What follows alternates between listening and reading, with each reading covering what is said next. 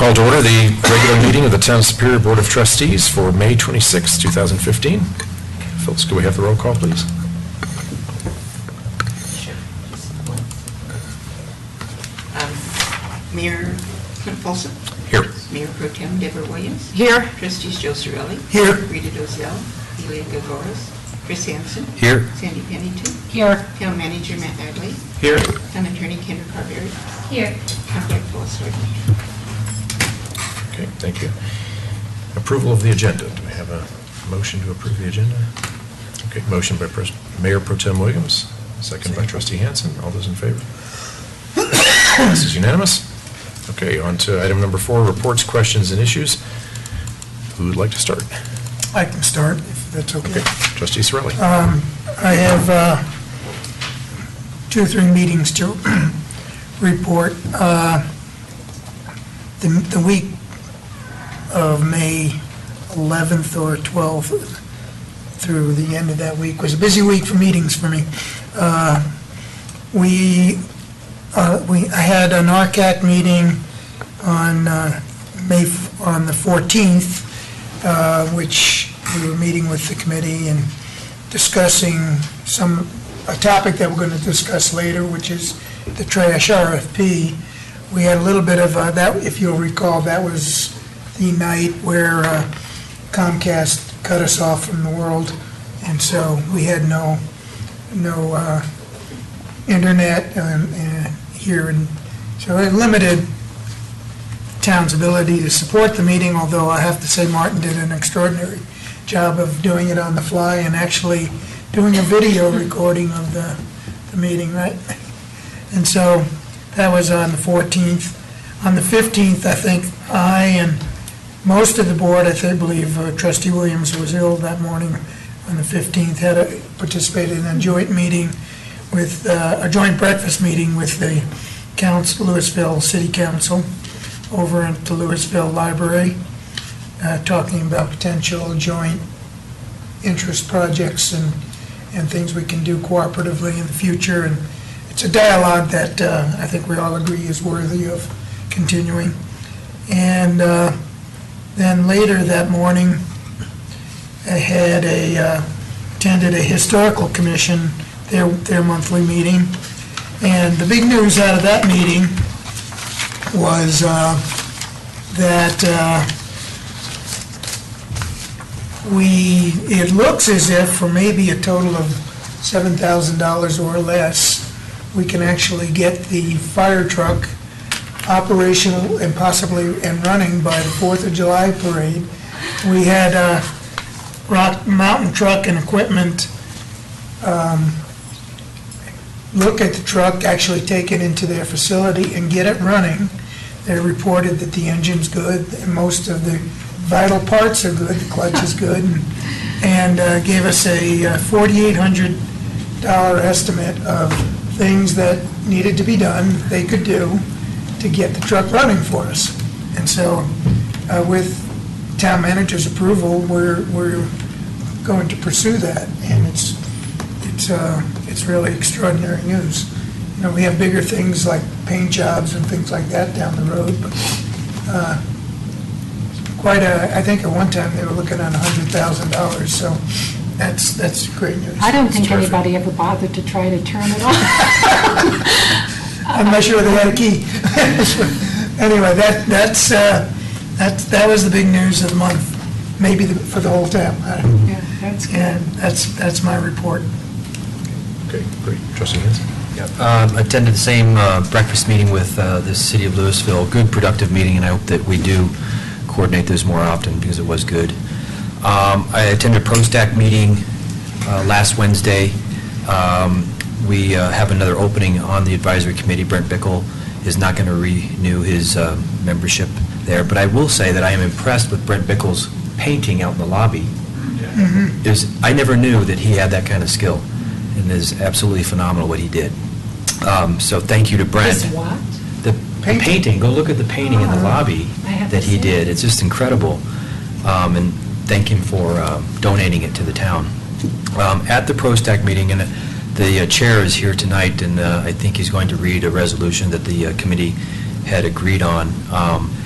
And I definitely agree with it, too, that the committee is concerned. There was a discussion about indoor rec space, and there was some concern that if we do decide to go to some kind of ballot measure, that we might be behind the 8 ball, and that the committee is going to be asking for a timeline, the board to come to some kind of a timeline coming back from November of next year and identifying critical dates that we need to meet if we are going to do a ballot measure. So he's going to go into that a little bit more. And that's all for my report. Thanks. Mayor Pro Tem Williams? And I attended a library meeting May 14th, and we had talked about all these little libraries, these little wooden little libraries that we have 2, I think, in town at this point. And I think it was Centaurus who built probably at least 40, 50 of them. And unfortunately, they are all spoken for, so we are not receiving any. Unfortunately, so we were all, the entire library board was bummed out about that because we had plenty of plans of where we're going to put them. So moving on, there was also a study of where the library card users reside in Superior and Louisville. And it was determined that apartments and senior complexes, low-income areas such as mobile home parks, were the non-users. And so the library is thinking of doing a door-to-door kind of campaign to get these users interested in the library. So that's one thought. And then also, I just want to announce that I'm having my First Fridays next, not this Friday, but next Friday, June 5th, which is the first Friday of the month. No topic at this point, but it's probably going to be on parks, especially the El Dorado K-8 park. So bring any topic you have. Thanks. Thank you. Trustee Pennington? Okay, first, congrats to all the high school and college grads and the parents of high school and college grads. Sorry you had the bad weather, but you've graduated nonetheless. Reminder that OSAC is sponsoring National Trails Day at the Colton Trailhead Sunday, June 7th, starting at, the start time. I'll wait for your email to know the start time. It's either 9 or 10 a.m. Attended the joint meeting with Louisville City Council, and I actually thought it was somewhat eventful, and we had a reporter in attendance who never filed a story. So apparently it was more boring than I thought, We had right? to have a fight. I, too, fully support the setting of the timetable and the decision-making on the indoor rec space. I appreciate that reminder from ProStack. On August 4th, Rocky Mountain Peace and Justice, Rocky Mountain Peace and Justice Council Center is holding a meeting in which they're bringing in scientists to talk about the migration of plutonium off the Rocky Flats site, be it by floodwaters, by wind, et cetera, and they will be issuing an invitation to the full board to attend. They're going to invite local and regional city councils and politicians and national politicians as well, so put that on your schedule if you are interested. And then I wanted to, we had the Hard to Recycle event and the Household Hazardous Waste event, and I understand from the minutes we got a lot of participation in those, and I'd like to have those cost numbers. Yeah, we just haven't received the summary from them Right. yet, but as soon as we get it, I'll forward it on to the Great. board. I know we'll have it by budget time, but Yeah. I sort of like to have it sooner than that. And then I wanted to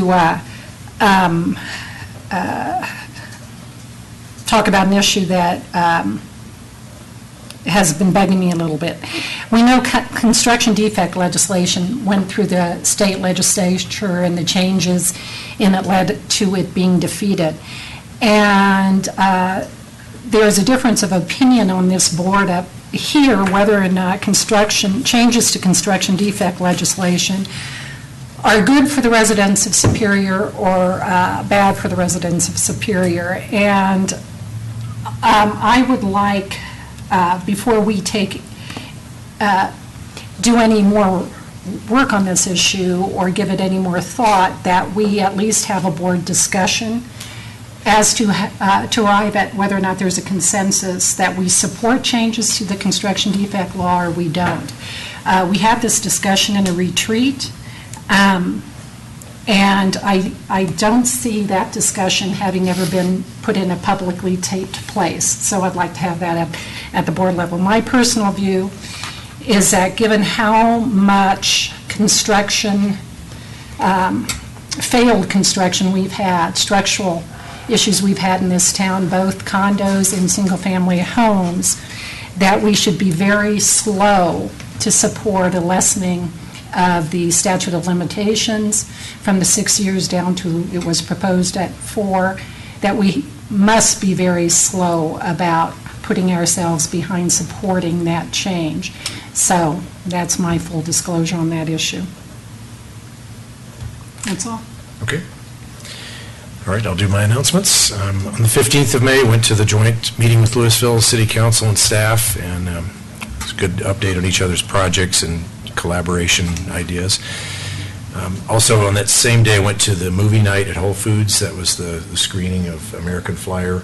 It was light attendance, but I do appreciate the town's efforts, the park's efforts at getting, the town residents more engaged with the Morgul. I think that's been one of the comments over the years is, how can we get residents more engaged? And I do appreciate the effort at trying to do that.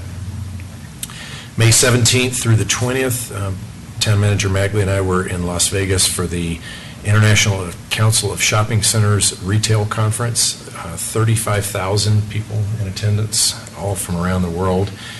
The purpose of that conference is for developers and retailers to make deals on new retail centers, redevelop existing centers, attract new tenants to centers, and from a municipal perspective, it was good for us to be involved in that process, to meet with brokers representing tenants in our community and just kind of get a pulse on how they're doing in our community and discuss a lot of new opportunities as well. We met with representatives of Superior Marketplace and let's see,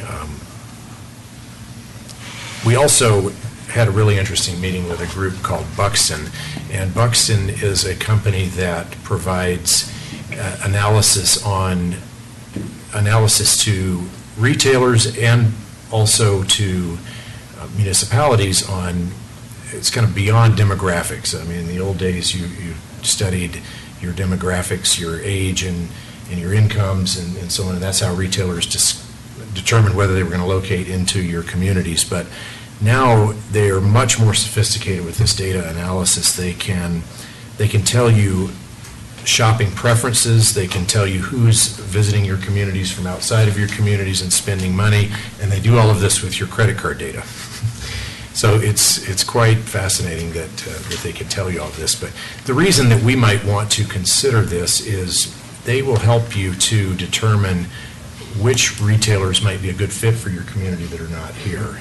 We have our economic development person, Katie Press, that I think is good to continue with her, but this would kind of take it a step further and truly give us a good picture of who we are. So there's more to come in this, but that was a very interesting meeting. We met with them for a long time. We first met with them up at CML in 2010. Okay. Well, and they came during the process, when I think it was They've been here- 2012. when we They've had been here the several plan. times, and we ended up having to choose between them or Katie Press. Oh, okay. But we got the whole lowdown on their presentation. Okay. They do a lot of good stuff. Yes. But I guess as a board, we felt it better to go with Katie Press because she had direct contacts. But I would like to revisit that. Yeah. Um, They were really Sure. good. Yeah. We liked them. I Is Joe agree. Brown still there? Is it- No, we met with Lisa McKay. Okay.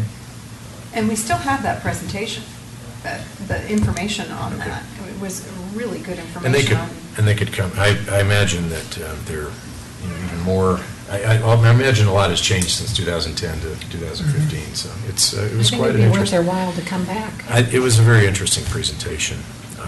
I wanted to acknowledge Brent Bickle's service to the town. I appreciate all that he and all of the other volunteers on our committees do, and appreciate him and his time on ProStack.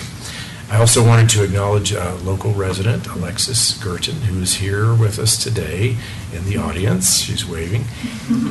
Alexis and her family like to go for walks around the town, and last year Alexis in particular noticed that there was an issue with cars not stopping along Rock Creek Parkway when they were across at Coal Creek, and she took it upon herself to write a letter to our town, and Alex Arnello, our Public Works Director, who's in the back, was kind enough to respond to her by letter, and the crosswalk lights went through the appropriate process, and now here in 2015 we have crosswalk lights there. So I just want to acknowledge that Lexi did a great job by identifying a problem, bringing it to our attention, and taking action on it. And so you can see that no matter how old you are, you can definitely make a difference in the community. So thank you very much. Thank you for coming. I think we should at least have her on camera. Do you want to come up? You want to just come up behind us and maybe get a picture with the board? Just either way. Either way works. Although I could get lost. We have some empty chairs here tonight if you want to be a trustee. Yeah, just stand right here. It's great. It's okay. It's Yeah, small. I'll- You want to have everybody or just a couple? That's good, everybody. Joe, would you mind? Just show. Good enough. Here, I'll tell you what, when you sit here, and you can sit right next to the mayor, and then we'll stand. Recommended the light at There you go. Coal Creek and Rutgers. All right, great job. I'm going to put this in as a 1, 2, 3. One more. All right, 1, 2, 3. Thank you. Okay. You guys can't get one more. Sorry. Oh, wait, Lexi. I'll get one more. Deeper. I have to go back. I'm sorry, I brought the wrong lens. It says soccer lens instead of. Oh, all right, ready? 1, 2, 3. Thank you. Thanks so much. What do you say next? Thank you. And when you get in 8th grade, please join the Youth Advisory Committee. She wrote a very nice letter to me last year, and it's sitting on my desk, and I've been meaning to reply to her to say that you see that your action, kind of spurred us to take our action and to install the pedestrian activated signal. So I owe you a letter, and I'm glad I get to meet you. Thanks for your letter, and thanks for your interest, and you can make a difference. Thank you. So much. It's great to be in a small town where we can make these little acknowledgements, and so thanks so much for coming Thank you. tonight. You bet. Thanks for having us. Okay, we'll continue on with announcements. I got it. Trustee Guberus, do you have any? I'm glad to be here. Yes. Welcome. Make it today, but I made it. Do you have any announcements from our past couple of weeks? Okay. I probably don't remember. Just Okay. transitioning to this role here. So Yes. Can I make another comment Sure. about the Morgul Classic and getting residents involved? I would still lobby that we tie in, bring Superior Days back and tie that into the Morgul Classic somehow, because I went to a couple of Superior Days, and it was fun with the old-time baseball game, and there's all kinds of vendors from the Chamber of Commerce that were out, and there was just events. It was a fun event. And I think that is a good way to get people from the community more engaged and keep them in town. Because I think a lot of them like to get out of town when it happens, but we'd love to keep them in town and tie the two together. We So- can, support that. how about we discuss it more during the 2016 budget development? Okay. Do we know how many residents participated in any of this? I don't have those In the numbers. Superior Days, or No, in this year's Morgul. I don't have those. that's hard to tell. Not biking No, participation, yeah, but I- Watching it. Spectators, yeah. I think it's dropped precipitously. Yeah. It's a difficult event to be a spectator in. Yeah. Well, so they don't do it, does a bike race come by Founder's Park anymore? Yes. Yeah. So Yeah, I To me, that's the understand. perfect Yeah, yeah. spot right there, Yeah. to have all kinds of stuff going on at Founder's Park. Except for the vehicles and parking. Well, we can work that out. I'm sure we could work out something to use the big parking lot that's Yeah. rarely used, or we can shuttle people in from other places, or, And we can have that, even if we don't resurrect Superior Days, we can use the Kufner backstop there to have a Oh, sure. yeah. old timers That's baseball game that's as a town exactly- event during. Exactly. That's where we used to do it. That's where we played the old time, Yeah. and I played. And my days are getting numbered for playing active baseball, so I need to do it fast. No, the older you get, the better you look in those vintage uniforms. Any uniform, any uniform on me is now vintage. Some of, they're all different. It's cool, it really is cool. It was really cool. In that vintage baseball, you don't realize fans have an active role in those games. If the ball gets to them, they can throw it away, and Oh, goodness. they can affect the outcome. I think that's doable for the next one, without any big to-do. Okay, announcements, town manager. Just a follow-up to your discussion of the conference. I'll have a summary for the board this week that I'll send out. Okay. Town attorney? Just to let everyone know, I'll be going to the Metro Mayor's meeting on June 3rd to talk about the construction, or to, I should say, listen to the presentation on the construction defect bill, or the failure of the construction defect bill and some other alternative. We looked into some of those alternatives, and unfortunately, because we are not home rule, many of them are not available to us, but I will go and see if I can figure out something to do. All of the other communities that have local solutions to the problem, they're all home rule. So they have a little bit more expansive authority than we do on that.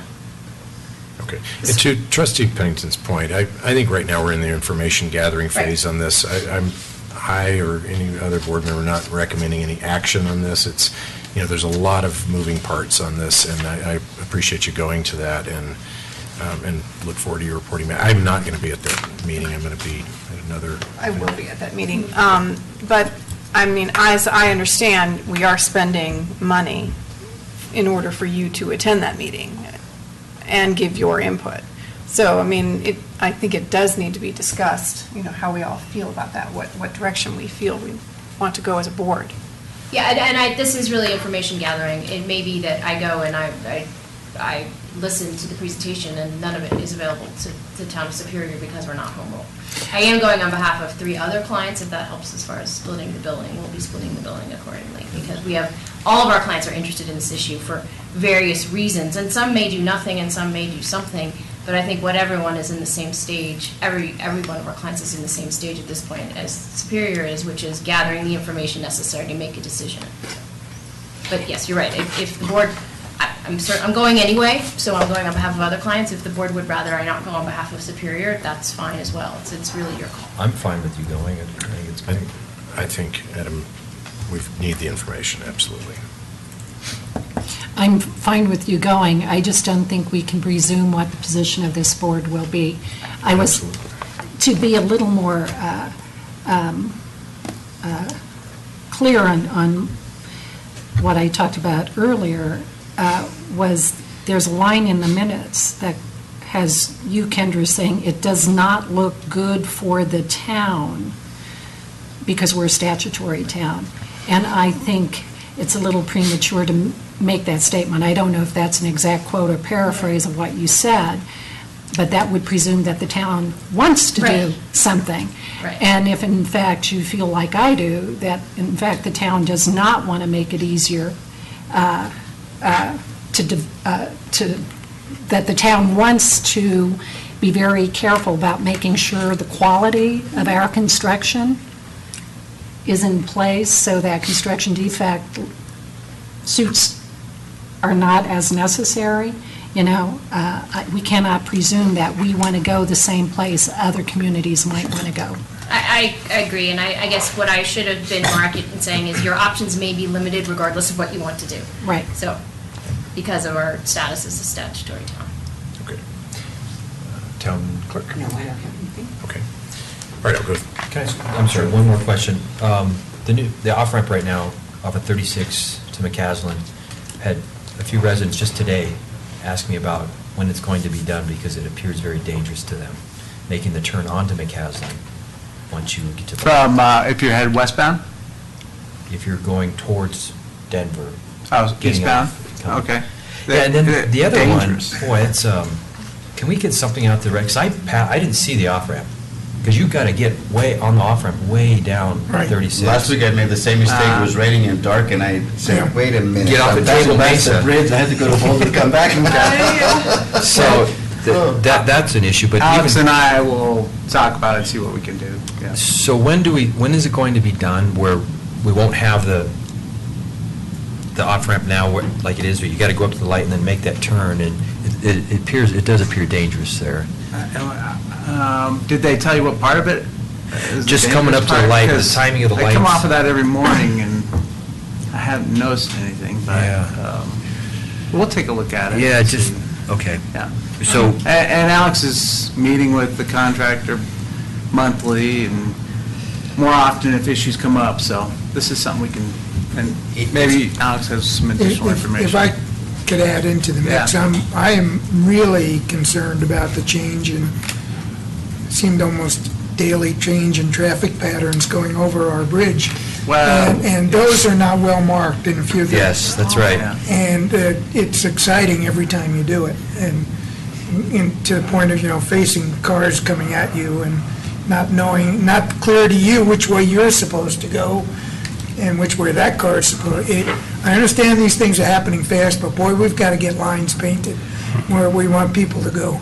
Or even have the big cones, that when you come down the bridge, you go way over to the left to make the left turn to the ice rink, and then there's 2 lanes that you can go, it kind of goes this way. Well, the one lane, nobody knows because it doesn't look like you're supposed to be in that lane, but you are. There's Trustee ways- Hanson, just to let you know, Ames Granite contacted me just this afternoon, and CDOT's aware of the problem. They want to meet with me tomorrow to go over that striping. CDOT feel it's not appropriate, that they need to make some changes. So I'm meeting with them tomorrow morning to try to straighten that out. It's a level of excitement I don't need. Right.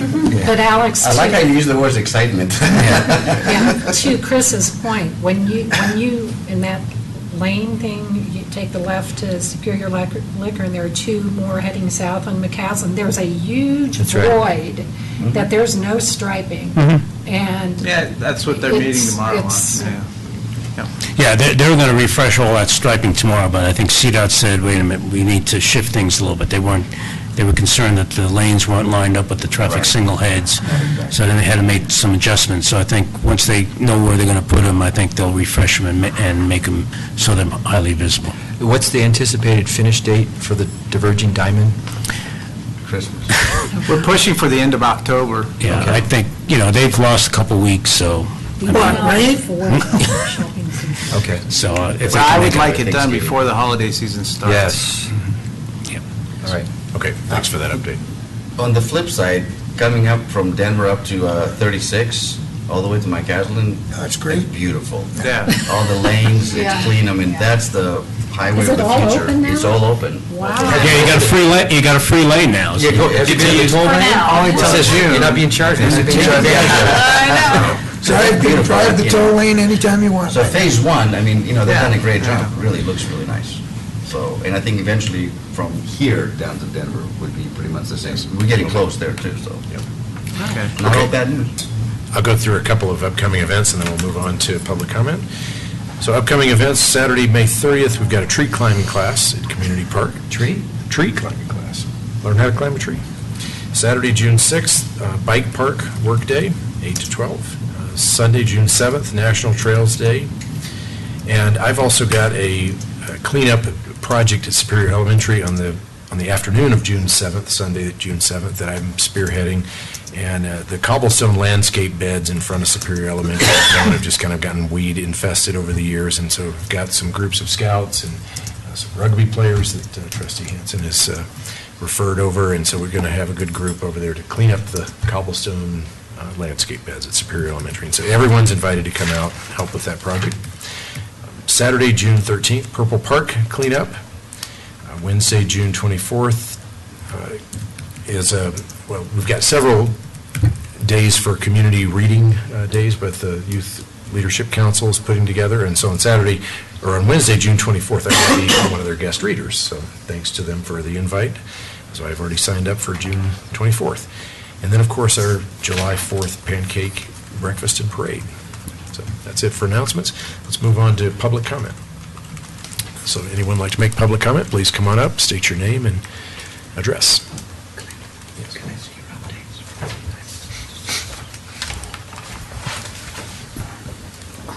Peter Bottomley, ProStack Chair. So most of you probably saw the letter I wrote. I just didn't want to catch anyone by surprise reading our motion today. So in ProStack's 2015 work plan, one of our ongoing items is to continue the indoor space amenity process.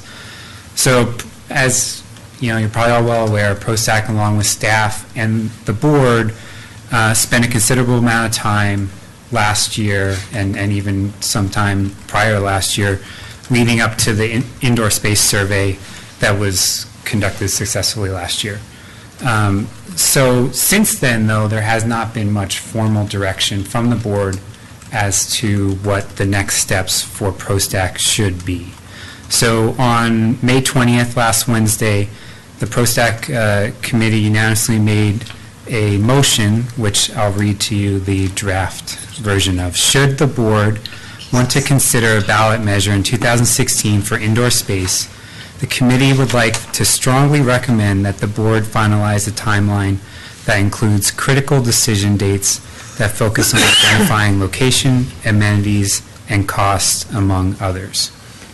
So the motion, just to be clear, is not ProStack recommending that the board pursue a ballot measure next year, but rather to ask you to provide us some direction as far as whether or not you're considering a ballot issue and ProStack should be working on this issue. If so, we'd like to establish a timeline. At the board retreat on April 21st, you had requested the staff put together some cost figures on indoor space amenities at 4 different locations in town. I'm told that staff has those numbers. They're refining the information and they should be presenting it to the board soon.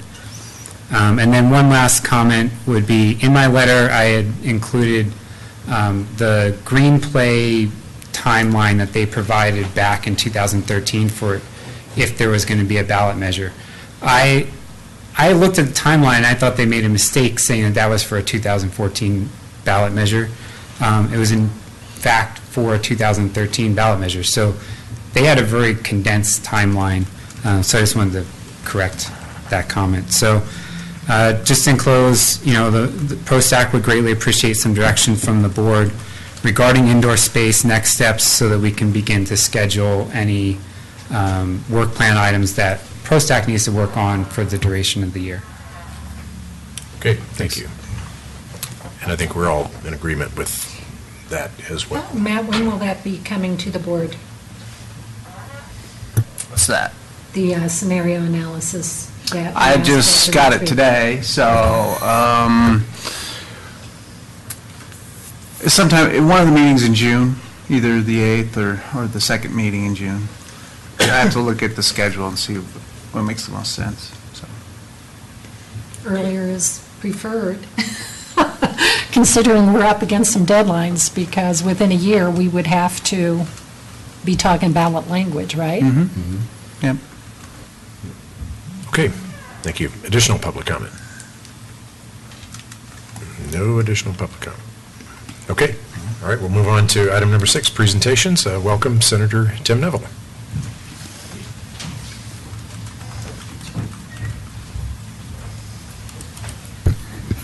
Thank you, Mr. Mayor, and I guess this is on. Used to all the different, and also Madam Pro Tem and all the trustees. Thank you for having me here, and I was going to just make a couple of comments on some of the key issues that we saw down at the legislature that particularly might affect the town of Superior, and then kind of give you an update. We had 350 some odd bills approximately that were passed this year, which is the low number. So is that good or bad? it's probably good. But one of the things I think that people struggle with is within the legislature, and we saw it this year too from both sides, both chambers, the rush of bills at the very end. We had 105 bills as of May 1st that actually had been signed by the governor, and there were 152 in all that were on his desk. So if you realize there were 350 some odd that were passed, those 200 came through in the last 8 days.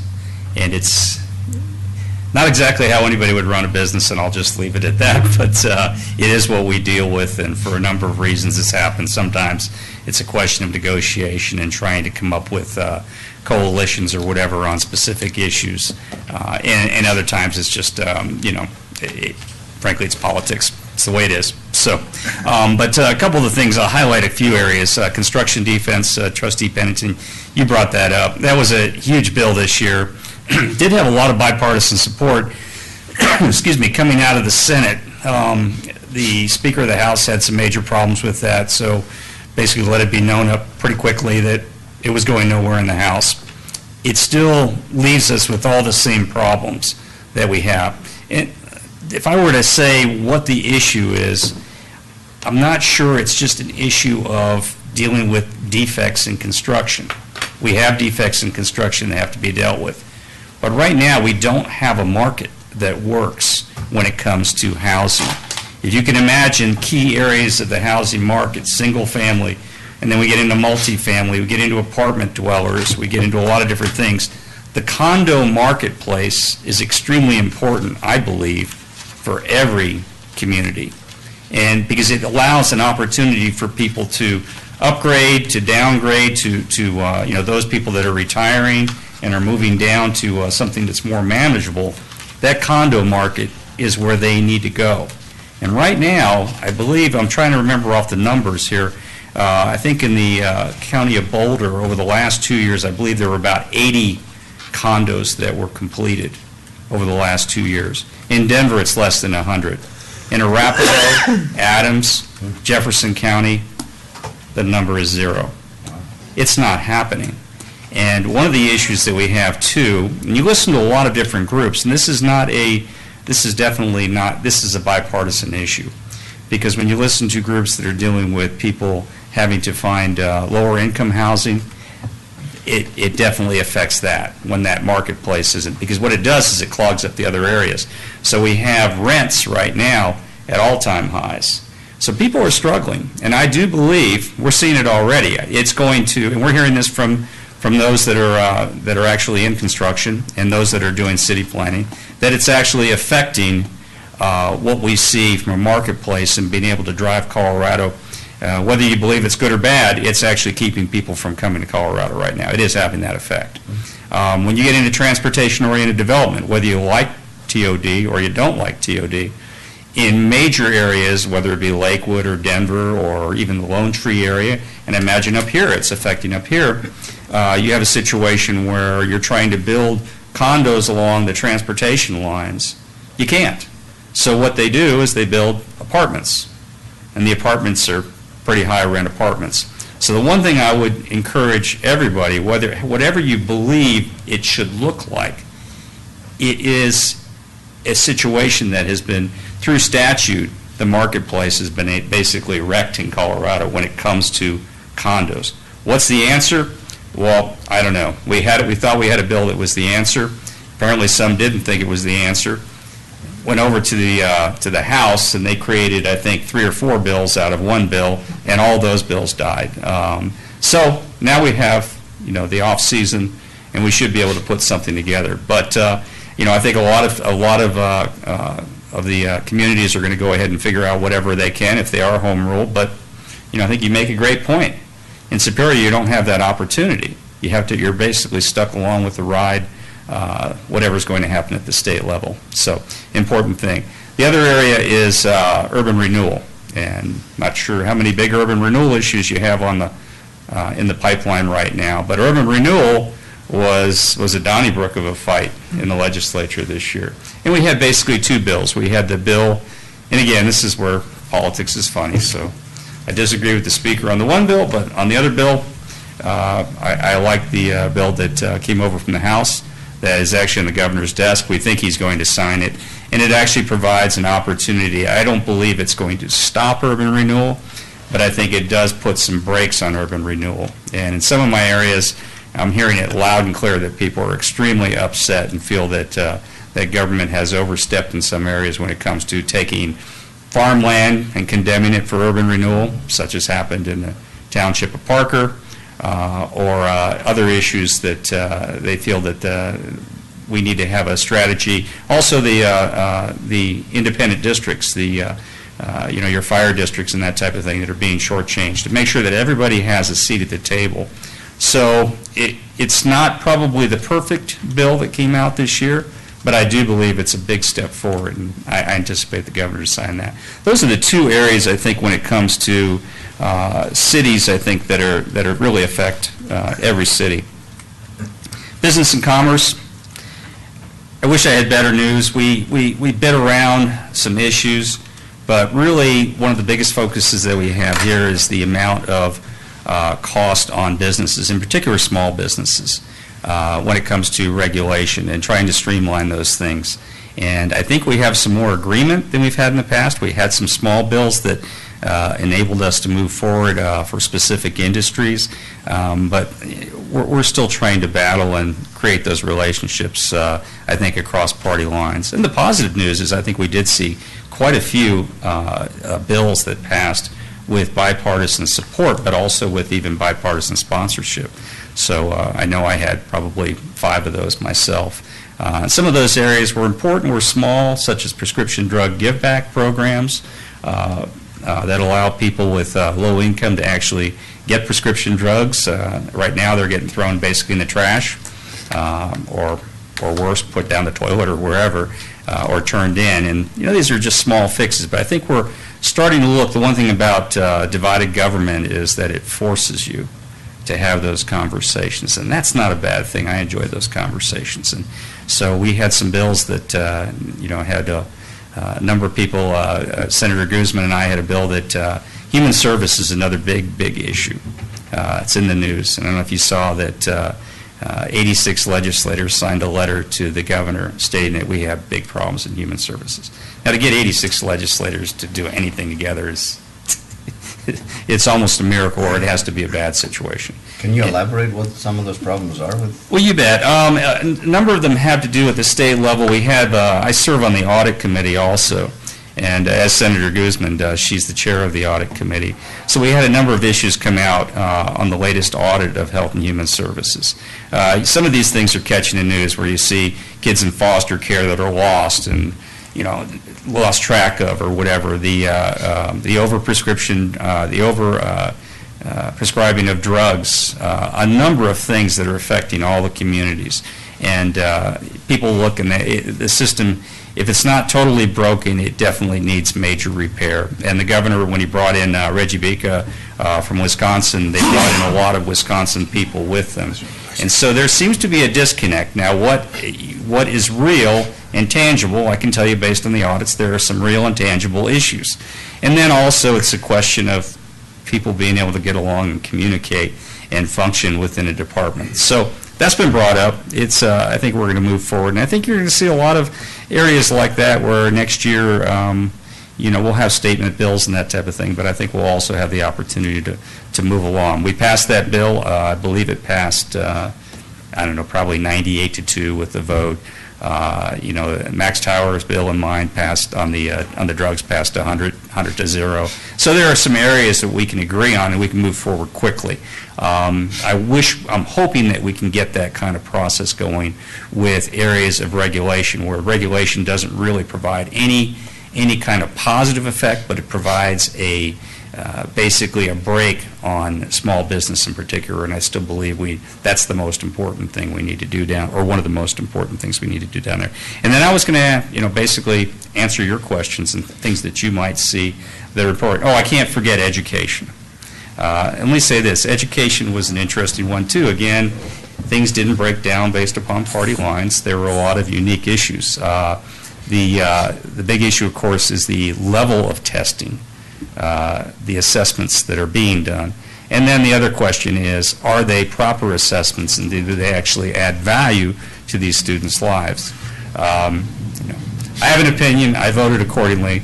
My bill didn't pass. It was sort of hijacked in the House with a 12-page amendment, and something else came out. But there was agreement. The process works. The governor has a bill. He signed it the other day. It will slightly lower the number of assessments. And it was interesting, coming from my party, to be here to let people know that Boulder Valley School District was the area that had more problems probably than any other area regarding assessments. And Jefferson County was about the same. I think the Boulder County opt-out rate was about 40%, or it might even been higher. Like at Fairview High School, it was almost 100% in the higher rates. Yeah, right. And Jefferson County wasn't any better. Douglas County, similar. So I don't think we've solved the issues around whether it be Common Core, whether it be the park testing, and really where the focus is and what our schools need to look like. So we'll continue those conversations, I'm sure, next year. Yes? Also, the timing of when those tests occur is crucial to those kids.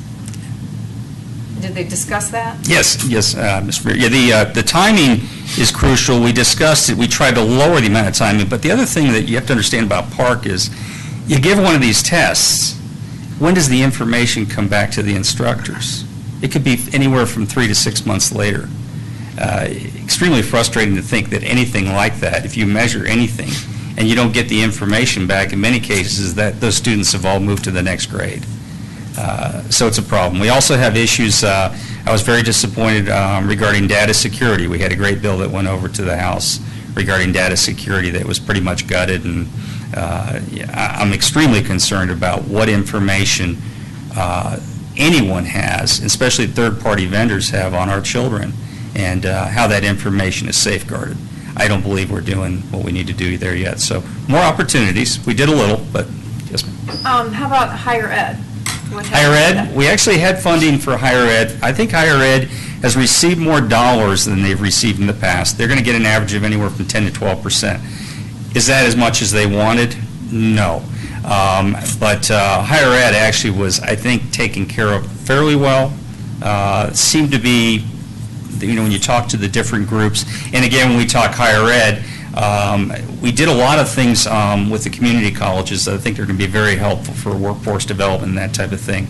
The large schools, CU, CSU, that usually gobble up large chunks of that budget, seem to get what they need. So there's an average of about 10 to 12% increase. Was there a bill that reduced the increase in tuition?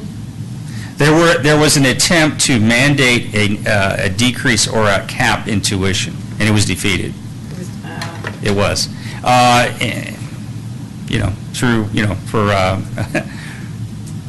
To be fair, I voted against it.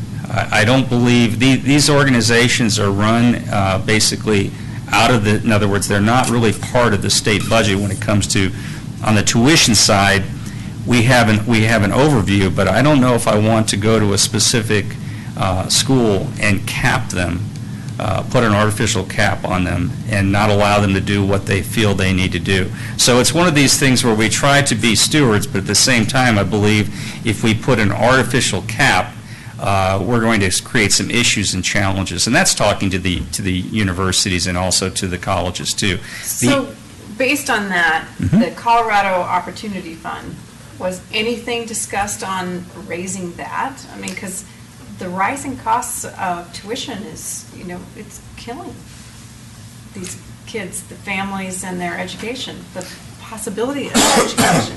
You need to be kind of Madam Pro Tem, I agree with you. I think that I believe there are a number of major challenges, and it's interesting when we started getting into. I like to benchmark different organizations and how they work with their dollars. And, we have the Colorado School of Mines, of course, in my district, too. And they do a phenomenal job with an extremely high caliber education, in my opinion, the best in the state of Colorado with what they do. But they focus and they keep their scope extremely limited.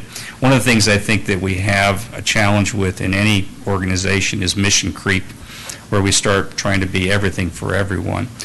So what we tried to do was basically focus on some things that would bring down the true cost of education. One of those areas that we can tremendously impact the cost of education for parents is dual enrollment programs. And so dual enrollment programs, I believe, in the Boulder Valley School District have not been utilized up to the potential that they have. In Denver, Jefferson County's getting forward on it. Denver's doing a pretty good job of it. But if you can allow kids to go to high school and they graduate high school with probably 2 years of college credits under their belt, which I see no reason why they cannot. We have that process set up in the state of Colorado, and we try to empower that. This gives an opportunity for those kids to have a leg up and basically cut their costs tremendously and then decide where they want to go to school. The other issue, too, is the community colleges and utilizing them for remedial courses, because we all have a problem with, every district here has basically a problem with remedial classes. We give out certificates, we graduate the kids, and then anywhere from 25 to 30% of them usually have to have remedial classes that they have to take to be prepared for university or for college study. So I'm going to say one thing on the dual enrollment. It tends to be geared towards kids that are high achievers and not the lower achievers. And where it's great for those high achievers, but that's a very small percentage that are able to do that, because these classes are extremely rigorous. So I support that, but I don't think that is going to be a solution. A case study you might want to consider. We lived in Quebec, Canada, for a 3-year period, and the students there graduated in 11th grade from high school and spent 12th grade and the first year of college in what is the equivalent of their community college system. The reason, and that was institutionalized, that's just what you did. And then they went to university once they were working on their degree-oriented courses. The whole economic reason for that is that there's a high level of subsidy by the government for education in Canada. So they want to keep costs as low as possible. So in that 12th and 13th year, first year of college, most students lived at home and attended a nearby, it was called CEGEP, but that's French for community college. But it's a really interesting case study, and so the courses taken there are not remedial. They are those introductory courses that, the required courses like English Lit and the 101, courses. 201 type courses. Right. Yeah. And then when you start taking Engineering 101, that's what you do in the second, third, and fourth year of university. So London has that system, and they've had that system for a very long time. And I really appreciate what the province of Quebec does, but on education, we could have a lot of conversations on what Quebec does, especially K-12, because they also basically empower people to go to any school they wish to go to, and then the state pays for it, whether it's public, private, religious, non-religious. you have to take all your classes in French as well, unless you get special dispensation, which was a little bit difficult for my non-speaking kids, but non-French speaking kids. If I might say something, yeah, they speak they didn't speak French when we moved there, but had to take half their coursework in French. Yes. So that was an interesting thing. On the condo, or the construction defect legislation, the takeaway I want to leave, and you've heard this, I'm sure, from Speaker Hollingsworth, nobody benefits from poor construction, whether or not it be a condo or a home. And so, that's got to be the takeaway. How do we make condos more affordable to be built? But how do we build them well So the person who buys those condos is not left with a huge potential liability when construction defects pop up. So what I'd invite you to do, Senator, is, as that reemerges next year, to have a town hall in the town of Superior, because we've got one huge condo project here that was instrumental in the development of the current construction defect law, and we've got hundreds and hundreds of homeowners who have suffered structural damage and are paying for it despite 6 years of protection. So feel free to have a town hall. I'll get them there for you. You bet. One of the challenges I think we see too from construction defects, and frankly, I was frustrated when government came up and testified we need to change these construction defects laws, in particular the mayor of Denver. And I mentioned that who is doing all of the permitting and the inspections, and what role do they have? I think that's government. So.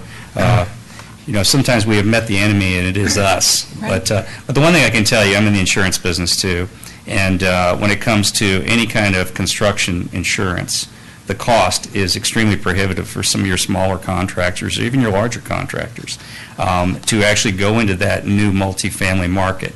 So anything else they have an opportunity to do, they'll usually do. And the question is, what's fair and equitable? And if you do have an issue with construction or a defect, at what time should it be addressed?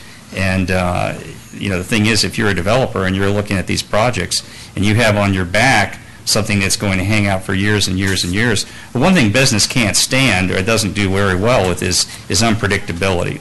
So I agree with you. There are issues, and there are definitely some bad construction people. So it has to be addressed from a couple different areas, but I think we'll get there. Back to the COF, we did give them, there's extra funding going into COF.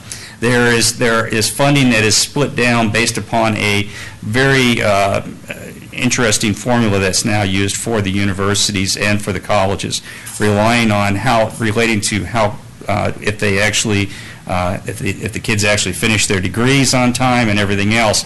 And it was tried to be done to give some equitability to also those people with lower income and that type of thing, and a focus. We'll see. That just came through last year. Actually, it was past the year before, but it's just going into effect. But I can tell you the cost of education itself, like I said, looking at some of these dual education programs, being creative and allowing, to me, if you have any problem with the market, we have problems definitely with education. We know we have problems with healthcare. Find ways to provide more choice to people, and all of a sudden you're going to start seeing, I think, some interesting models that come up. And I think that's what you'll see here. But other than that, it was a fun year. We're glad it was over for right now. We're working on, just to let you know, one thing I wanted to tell you too, I'd love to see more people down there. And I know you've got better things to do. Most of you work, you work for a living, you do this. And but that house, that Senate is yours, and that house is yours. We have meeting rooms. So if you have folks that are coming up from Superior, and we have a construction defect bill or a bill around, whatever bill captures people's attention, please have them get in touch with myself or my aide, and we'll set up a time. You can have a lunch, you can come in, you can, be in the committee to deal with any issues or information or whatever, and, just an involvement. And this also goes for anyone in here that has community groups or whatever else. I think that some groups are pretty well represented, and unfortunately, there are a lot of lobbyists down there every day, and, I appreciate CML, and you probably agree with their positions most of the time, but I think you need more than just specific lobbyists, and then we need citizen lobbyists down there too, and this is where it's extremely important that you show up and let it be known. And like I said, it's not usually, it's usually pretty simple issues that we're looking for. Sometimes become complex situations, but be there. That's where they say that's half the battle. Show up, be there. So we'd love to have you all down there. Thank you for your service. Yes, sir. Yeah. Thank you. Take care. Appreciate your time. Thank you. Okay, next on the agenda is the consent agenda, item number 7. We have a motion motion to approve the consent agenda? Yes. Okay, motion by trustee Sorelli, second by trustee Hanson. All those in favor?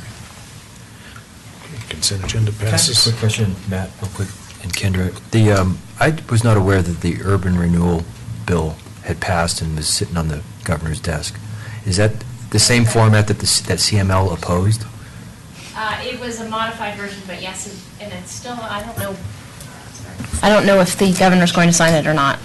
It was, I mean, like in the last Yes. 24 hours, it was just rewritten. Yep. And so CML's opposing it and asking them to veto it. But it's unclear still. We haven't heard a final word whether he's going to sign it or not. Yeah, I wanted to ask, but it didn't seem right. We wanted to get moving on this, but it seemed like Senator Neville actually was for it. He is. Sounds like it. And, because we wouldn't have started Town Center if we didn't have urban renewal in our favor there. So, okay. There's a lot of things that would. I'll give you, we are preparing a memo as soon as we know whether You the don't know mayor's. where the parameters are on this bill. Well, we kind of held off because if the mayor's not, if the governor's not going to sign it anyway, we're kind of, we're waiting, so we were holding off, so. Well, is it too late to? June 5th is when he's supposed to take action. Yep. Or just sign it or not sign it. Can we, or have we sent any? We have not sent anything. What are the key new provisions? She doesn't know yet. She's You going to don't? write that up. Again, we haven't looked at it yet because we were trying not to deal with it, and if the governor wasn't going to sign it anyway. Stakeholders at the I'll table. forward you the position paper from CML. Yep. Great. And you'll have that. Sure. And then we can draft a letter and I can send it around to the board. Because we have the next 2 weeks. So it needs to go to the governor's desk well before you said the 5th? It's the 5th. 5th, yes. Yeah. Metro mayors also took a position of opposing it and has drafted a really well put together letter. On this newly drafted one? Yes. Do you know the basis for the opposition? That it just, handcuffs the ability of communities to do urban renewals. And It still retained the sharing of revenues Well- more liberally. Well, isn't it to more, other you can entities? still set up urban renewal, but you have to have, like, for our case, we'd have to have Boulder County commissioners at the table Yeah, and. yes, the commissioners, that they still need to be at the table. There's a couple of things that you'll see when I forward it to you, but the CML's position. One is, there's a provision in there, as I understand, requires mediation between a city and a Yes. county. If they're not able to come to some resolution as far as the revenue or the taxes, then it falls back onto that formula that was in the bill last year that the governor vetoed. The other thing is, there's some question about this bill being retroactive to existing urban renewal authorities, because there's language in there that if there's any change to the current urban renewal authority, and there's some question about if it's even the slightest change, then that activates where you would have to go out and get the county Yeah, that's, to participate. we should have talked about it with him here. That's too So- bad. It's very poorly written, I think, is part of the problem, because it was written so quickly, because it was revised and amended in the last, like Matt was saying, in the last 24 hours. So it's very poorly drafted, just to be completely honest, and that's part of the problem. There are more questions than answers. So, and I think that's... Reason enough to oppose it? Well, CML is actively opposing it, but most of my clients have not, everybody's still trying to figure out what it says. So I think that's part of the issue. And my guess is, if, this is just a guess, if the governor does sign it, it will be fairly quickly challenged in court. So can we get an overview of? Yeah, I'll send it. Yeah, I have the position paper right here, I can forward it. Yeah. Okay, item number 8 is discussion of trash RFP request for proposal scope. Thank you, Mayor. The town started residential trash and recycling collection services to homes in Original Town, Sagamore, The Ridge, and Calmonte neighborhoods in 2008 through a third-party vendor, which is Waste Connections. Just to be clear, this is separate from those people that live in the Rock Creek and Summit neighborhoods, which is provided by the Rock Creek HOA through their contract with Waste Connections as well. A little confusing at times. But in accordance with our purchasing policy, the town submitted formal proposals to provide these services again in 2011. Through that process, Waste Connection was selected to renew their contract with the town. This year, we decided to start the process earlier than we did back in 2011 to give the board additional time for consideration of the RFP that we're going to be sending out later this year. The town's Recycling and Conservation Advisory Committee, or RCAC, coordinated with staff to review the scope of the current waste collection service agreement and develop a questionnaire that we sent out to all of our customers under our contract. The report from the questionnaire is included in your packet for your review. RCAC also helps staff to develop the potential list of scope items for the board's review tonight. The town's current agreement for trash and recycling services includes weekly trash pickup every other week recycling pickup with 96-gallon containers provided to each customer for each service at a cost of $9.65 per month for each home. This is a direct pass-through expense from the customers through the town. The staff plans on to post the RFP for services later this summer, and we're looking for direction from the board as far as we want to continue the same type of service or we want to add options to our current contract for customers. And Martin has been working with the Recycling Conservation Advisory Committee throughout this whole process, and Joe is our liaison on that committee. I'll ask Martin to come up and if he has any additional information for the board at this time. You can give that now, and otherwise we'll just go into the discussion. Anything you want to add? I'll just ask a whole bunch of Okay. questions. He's here to answer questions then.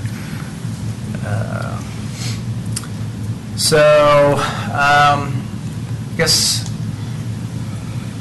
as we draft this RFP scope for services, there's a couple different directions we could go. We could send out the RFP with the current service as it is, at the current level, same size containers. We could require that the providers allow for customers to decide which size of containers they would like to have. We could increase recycling services to weekly. We could require curbside compost, which is an option customers have now. It's just not required. Or we could enter in negotiations with our current provider to see about extending our current contract. So those are some of the things that we need to discuss tonight, and I need feedback from the board as far as what you'd like to see in our current. Okay, Mayor Pro Tem Williams.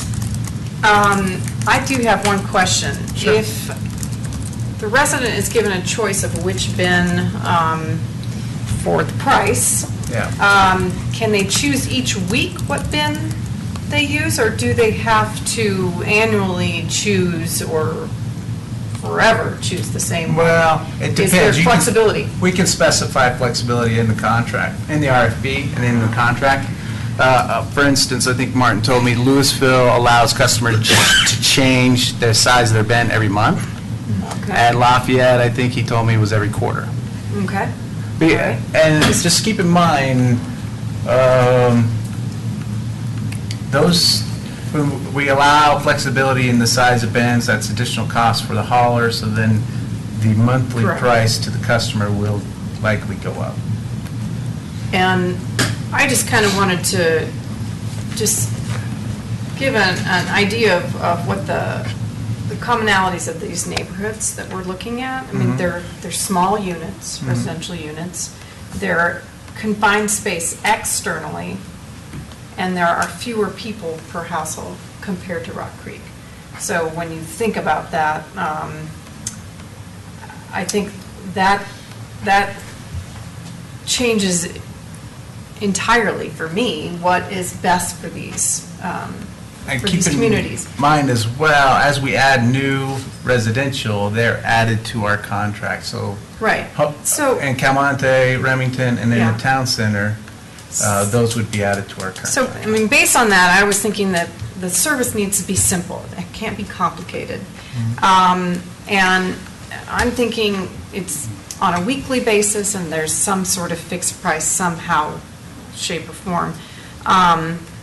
And then I noticed on the data, it's surprising that most of the complaints that are on here are about not receiving weekly recycling service. Yet, the data chart says no on providing, overwhelmingly, on providing weekly service, recycling service, over the current biweekly. So it's, to me, that's conflicting. I'm not sure which, where to go. I think there was a cost factor in that. Well, that was after. Right, yeah. After So we they asked the if you would cost. like weekly service, and then we asked the question, how much would you be willing to pay in addition for But weekly service? before that, before how much will you be willing to pay, the overwhelming response is no. We are not looking for weekly recycling service. So, I mean, look at that on the page. What? Here, I'll go to it. Someone else can have some other questions while I go to what page this is on. Well, I would but- say count the comments and how many comments actually said that they'd like to have weekly recycling, because 32 said yes on the chart here. So I would imagine 32 comments, and reading 32 seems like a lot. So I would say that you can't really use that as a good representation of the Yeah, community. everybody that said yes could have made a comment about it. Yeah. And so I was surprised by that response as well. I would have thought weekly would have been the overwhelming choice, but even for $1 or $2 more, they say, no, not interested. Well, actually, question 7 says, would you like to have a weekly recycling service instead of the current every other week recycling service? 114 answered it, and 73 or so percent, or 72% said no. Yeah, That's not 82. even before, I mean, even, we haven't even got to, would you pay more? Yeah, they just don't want it. Yeah, they just don't want it. So. Well, and maybe I'm the 30 ones who, 30 people who commented in writing, the 30% here, Could of be. 120 are 36 people. So they may be the ones who put the comments. That could be. You know, so it may indeed appear to have a lot of written comments, but in fact, they may actually be the same people that are reflected in the chart. So I think simplicity and cost are probably right up there. I would like to go to the issue, 2 issues. When we put out a survey, we create expectations. And we got to be careful when we do this. Because I think now we've created an expectation out there that having given them the opportunity to respond to these questions, we might put forth an RFP that makes some of those things possible, like scalability of trash bins, weekly recycling, pay as you throw, et cetera, et cetera. So we got to be really careful when we do a survey like this. And in the past, I've asked that the board have input on some of these surveys to make sure they serve the town's best interest in doing, and we also have the ability to comment before they go out. You can see in this survey, I'm going to point out a couple of things in here that came to mind as I whipped through these responses. Look at the number of people who skipped the if yes, how much more would you be willing to pay on question 4 out of 112 responses. Out of 112 people, 50 skipped answering that question. That's troublesome to anybody who puts a survey together. You wonder why they skipped it. And question 6. Because they said, no, they wouldn't be willing to pay more, right? I don't think so, because the willingness to pay more, I thought, was pretty high up here. I think The way I interpreted it, as they didn't know how to respond to the choices given, the less than 2, the 2 to 5, and the 5 to 8. On question 6, 75 people out of 122 people skipped answering that question. So that's concerning to me. But doesn't the skipped imply the number of no's? Because if I said no, It says if yes. right, if If I said yes, no, so if you I would said no, skip you'd it. skip it. So Right. 72 said no.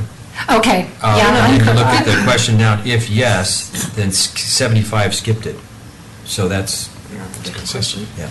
Okay, yeah, you're right. I take it all back on that, or some of it back. I'll have to think about it more. But let's go to question 9. This is the one that really troubles me. Pay-as-you-throw is a policy issue. And we, as a board, have not discussed this as a policy issue. We sort of did a little bit when the RCAC put forth that big plan that we didn't adopt last year. It's a policy issue. So I have problems with introducing a policy issue of this to the residents when we, as a board, don't even know if we support this as a policy. And then the wording of this question, would you support the town adopting a pay-as-you-throw volume-based disposal program which would charge residents for each container they use? Residents would choose the size of trash container they prefer and be charged less if they use smaller containers, and progressively more to use larger containers.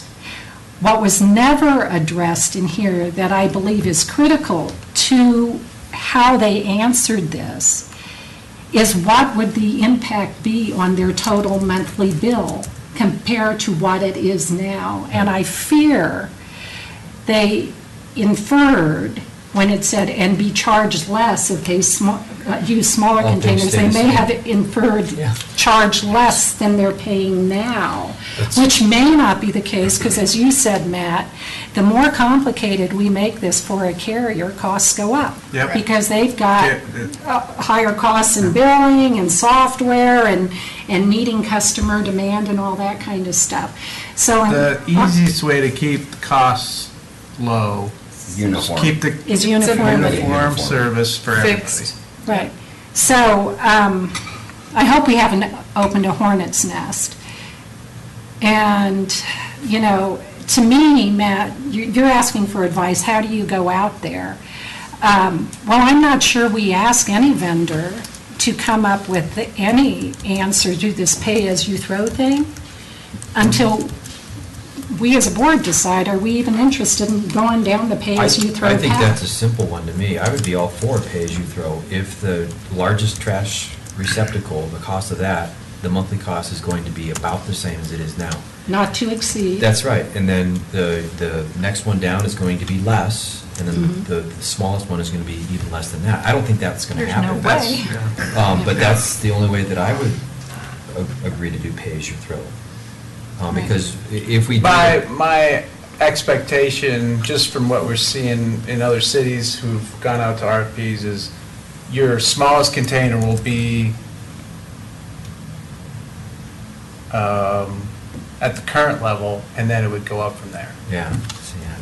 Well, that's not, That's kind of a non-starter. yeah, that's a Yeah. non-starter. Why would we want to do that? Well, I mean, if that is the case. I think some people, though, they would say, well, yeah, it is worth it because it's about incentivizing people to use, or it's about trying to change behavior.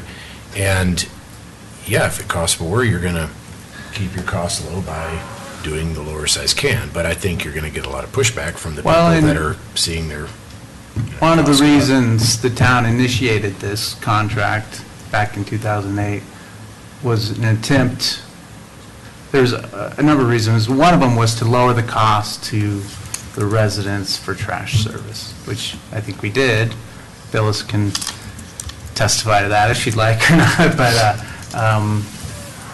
so I think we were successful in that. And I think that's important to keep in mind as we have this discussion. Would we ever entertain putting a recycling bin back behind the fire department No. Well, I mean, we could discuss, we saw so much abuse of that site, people dumping couches and mattresses, and it's not monitored, That's so. not recyclable? No. Well, it depends on who you're talking to. Any available dumpsters for the game. Okay. I think on the pay-as-you-throw or any of these options, one of the realities, at least we're finding with Waste Connections, and I imagine other services, they don't have, it'll be an increase in cost just to have the various bins available for selection, and that's a built-in problem with this. On the other hand, and this is where I'm wrestling with this, keep it simple. My take on the survey when I looked at it is that the residents are happy with their current service and don't want the price to increase. If you look for alternatives that could give them some more service without increasing the price, they'd be all for it. If it's going to increase the price, For example, yard waste and composting. If it would increase the price so that you could have that service, the majority of these types of neighborhoods would not be using it. we're not doing it in Rock Creek. It's available to us now, and we're not doing it. And those are available under our contract as well, but customers individually have to contact the hauler. Matt, when was the last time we had the trash hauler in? We had a meeting with them. I want to say it was in the last couple of years. Didn't they come in and, because I am certain that he said, and we'd have to look at the minutes, but I'm certain he said that, if some residents wanted to change the receptacle every 6 months or something, that they would allow that. But they're having trouble finding receptacles. That's the fact. At least from the HOA's contract, I've heard from the HOA that, like, one of the townhome community across from.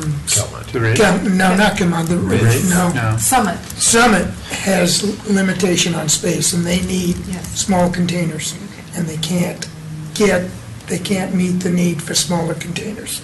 So whenever they get them, they've tried to round them up, but it's been a continuing process to round up smaller containers for them. It's just a problem that they have. The other side of the coin is if we do this competitively, we might be surprised to see what the results are. And this is your only chance to do this competitively.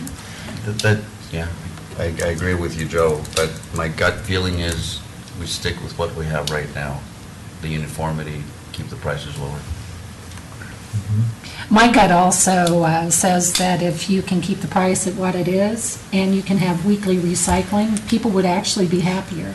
I would like to have, despite the answer to this question. I agree with you, because they don't have to participate. That's partly keeping it simple. Right. Right? I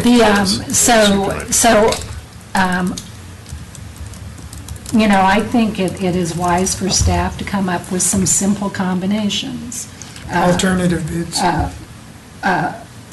Weekly trash, weekly recycling, non-variable bins. Weekly trash, weekly recycling, variable bins, which variety do you want? And then trash and bi-weekly recycling, and then to do, I think like you did last time, what is the additional cost per user of compost and whatever? And frankly, I think on the pay-as-you-throw thing, that is a much bigger conversation that you can't really put into necessarily easily into an RFP. Trustee Grewers. Yeah, I participated in a leadership training class all day today, and one of the things that was discussed was an article by Forbes magazine about the 5 differentiators of highly successful companies in the United States. And one of those 5 was shun complexity. In other words, the companies that sought to make things easier and simplify their processes tend to have higher profit margins, tend to be more successful. So I know this isn't a business of sorts, but we are in the business of providing the best services for our citizens, and that's why I'm leaning more towards keeping it simple and continue to keep the prices lower. And I would like to see weekly recycling, just like we have up in Rock Creek. So for this RFP, do we want to include that variable size bin in the question, or do we just want to scratch that? I'd say we see it as an option, because I think we have to go back to the residents and say, well, if anyone wants variable size, here's what the cost is going to be. But I mean, don't we have to choose a service? I mean, we have to choose a service that's either same size bins or variable size. I mean, we have to make that choice ultimately. Well, and we need to see what. Well, we'll have to like.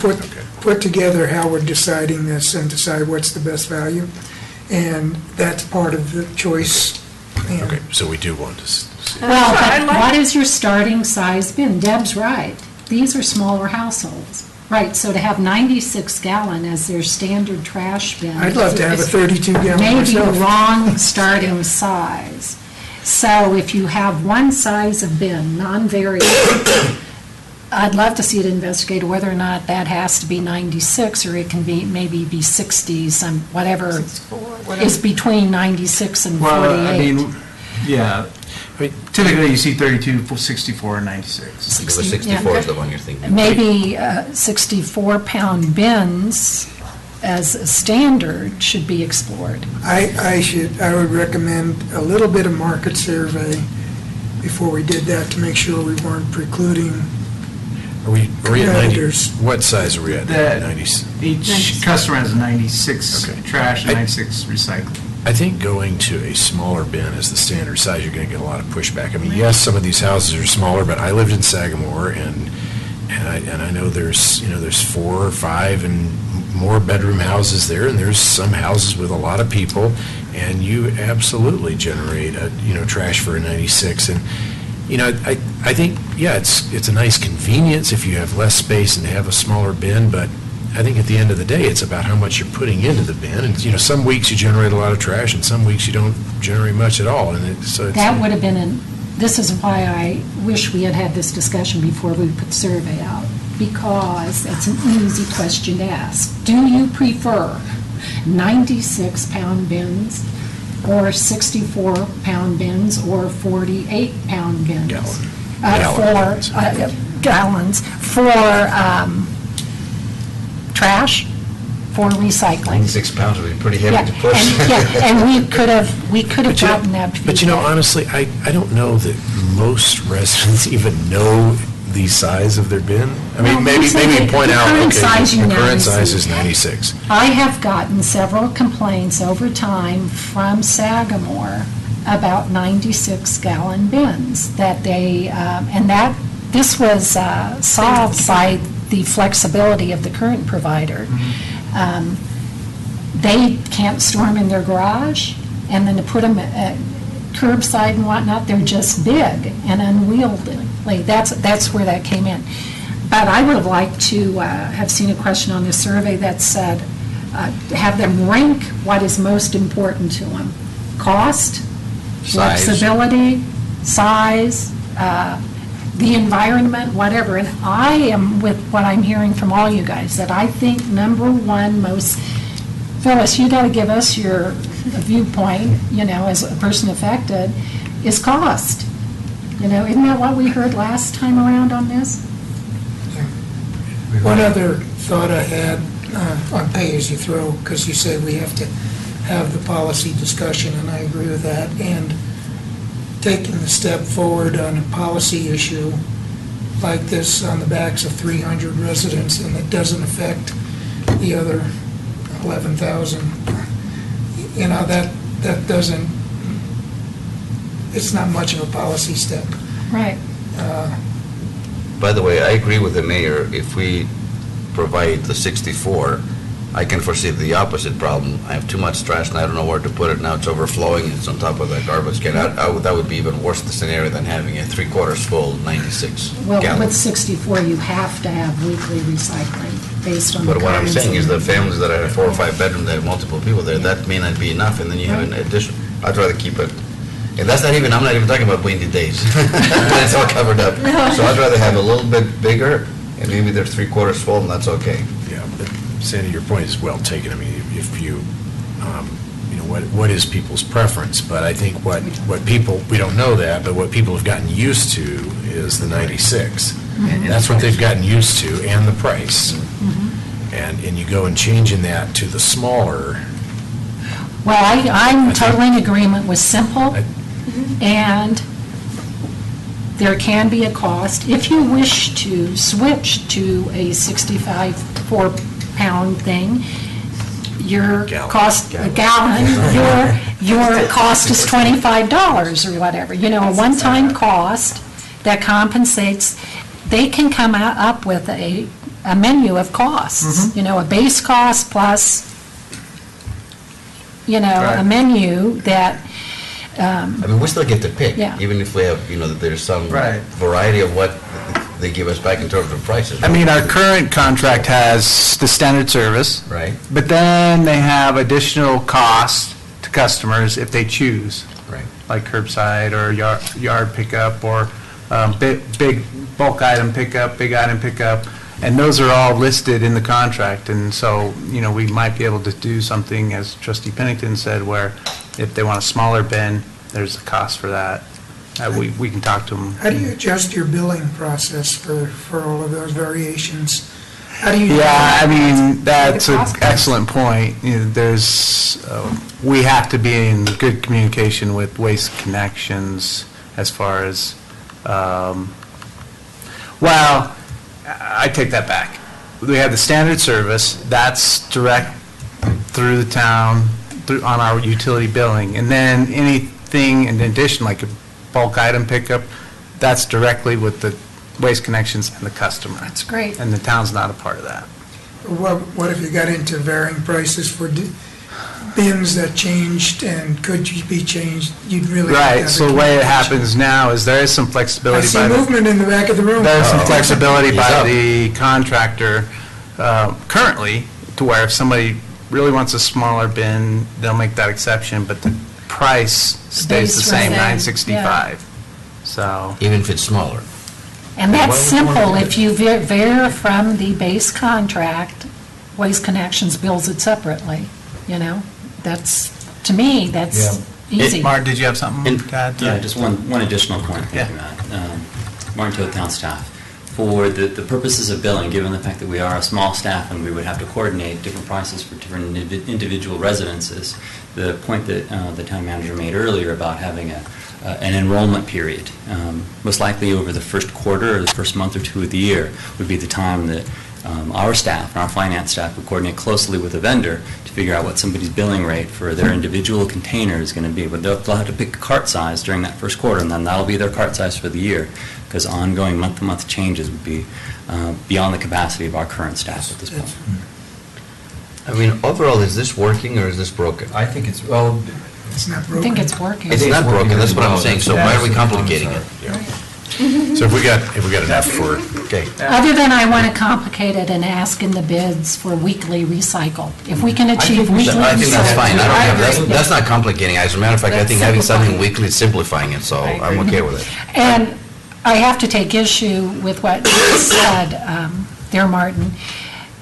I'm not assuming necessarily costs are reduced to the individual residents if you have a smaller bin. I'm assuming it stays the same, but you get your convenience factor met, right? So I think you were thinking maybe the costs might be reduced if I had a smaller bin, which goes more towards that pay-as-you-throw thing. And so, That's probably not gonna happen. yeah, I would say pay-as-you-throw is a ways off if I could anticipate the sentiment on this board. Okay. I think we have, okay, we're good to move Yep. forward. I would say in closing, we've got an amazing price for trash. it's an amazing. I That's pay a the lot of, biggest thing. I pay a lot of trash bills in the city of Boulder, and it's 3 and 4 times this per month. So it's an incredible value. So, good job. Thank you. Thank you. Okay, next is Is it item, clear, Martin, what you, I think I got it. If not, it's clear to Matt, so he'll direct it. if not, do another survey. Okay, item number 9, discussion regarding West Connection Coalition. So, Oh. yeah. Does Alex want to talk to first? Sure. Yeah. So West Connect Coalition, which is made up of a member of local governments and agencies from the state and the federal, are starting to meet, as well as the Technical Advisory Committee, and starting to discuss different scope aspects related to the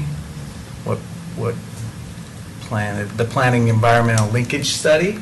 And so I think Alex from a technical side and Mayor Pro Tem Williams would like some direction from the board as far as our position with regard to this scope and other matters on Waste Connect. Alex? So I've attended one technical committee, and was just really sharing information from all the jurisdictions about where they stand with their IGA agreements, with their current projects. Jefferson Parkway was there. Broomfield presented their concept, the study that they had done a few years ago. Golden has done some additional work and has gotten some funded for an interchange on State Highway 93. So we shared a lot of information on that, and then there were two coalition meetings, one in April and then one in May down in Golden. So the current issue is how to scope out the PEL study and what area, should it study the whole corridor, should it study just pieces of it? CDOT is participating with that and putting in $2 million, something like that. And so do you want to focus on a specific area, or do you want to do the whole corridor? And I think the group kind of consensus was to do the whole corridor from basically interlocking where the Northwest Parkway ends through Broomfield, Jefferson Parkway, and then down to through 93, and then down to C470. And C470 has projects as well that would be involved. So the next step is they've hired a coordinator, facilitator that's going to meet with the individual jurisdictions and kind of scope out where we stand on these various issues. So we'd like some direction. Do we try to fight Jefferson Parkway or not say anything about it? Do we want to encourage or fight what's going to happen in Broomfield? What about 93? Are we really concerned about what's going on way down south? So there's issues like that and Deborah can expand on her discussions with some of the other entities. And one of the concerns with just looking at a specific area was that it would not be our area, and thus we would not be at the table to discuss or have any kind of influence on that study, that PEL study, if we were going to look at a portion of the corridor instead of the entire corridor. And we were concerned about piecemeal, creating what helps one area and creates a new choke point or bottleneck for another area. So that was one concern. I had like 4 things here. CDOT, Steve Harrelson, they're handling the facilitator, hiring of the facilitator, and how the PEL study is, conducted, but it's per the direction of the policy group. So the policy group is the West Connect Coalition, and then there's the technical committee.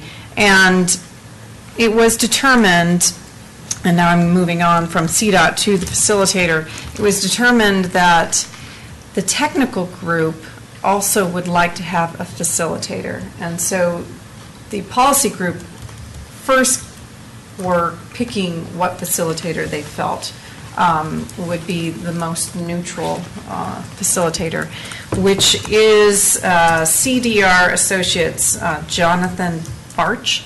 Am I saying that right? Barch or something like that. And so the technical group, which I was surprised to hear this, actually is asking if that same facilitator could come to that meeting as well and facilitate that meeting. Is that what you understood? I don't think we're asking the technical committee, I don't know if we need a facilitator. We'll share information on it. I think it's more the coalition that needs the facilitator. Well, I agree, and that was why we were hiring, or CDOT was hiring a facilitator, but it was discussed at the meeting that maybe they would attend the technical group as well. So I don't know where that's going. I think the coalition kind of decided that they would Yeah. allow the facilitator to work with the technical committee. That's fine, it's neither here nor there, so it doesn't really matter. But, and then the PEL study, they said that, okay, it's called a planning and environmental linkage study, and it takes about 2 years to identify the projects. We first start with the scope, what we're talking about, and the scope is now the entire corridor. And then it takes about 2 years. So from that, they will identify a project or projects. And it could be one road or it could be multiple roads. And it could be interchanges. It could run the gamut. So when we discussed it, at first CDOT was talking about a road. And I sort of said, well, I don't think we even know if it's a road. And I think we should be talking about roads and or projects and not narrow that down. So they agreed to that. And so did the entire coalition. And then one of the things that they're going to be studying from the entire corridor, from I think it's C470, is that what it's called, to the Northwest Parkway, is identifying what those choke points are, where they are, and that would be included in the study. So, I mean, that may actually end up being south, where we originally were saying, let's just look at the southern portion. And that may end up that way. Who knows? But at least the study will include the entire corridor, which I think is a good thing. But I was going to read one thing here. Where did I write that? About a PEL study. It says, it needs to be able to link planning and environmental issues and result in useful information that can be carried into the NEPA process. So this study, as we were discussing the West Connect before we became a coalition, there were quite a few vocal entities that were saying that it had to include a PEL study.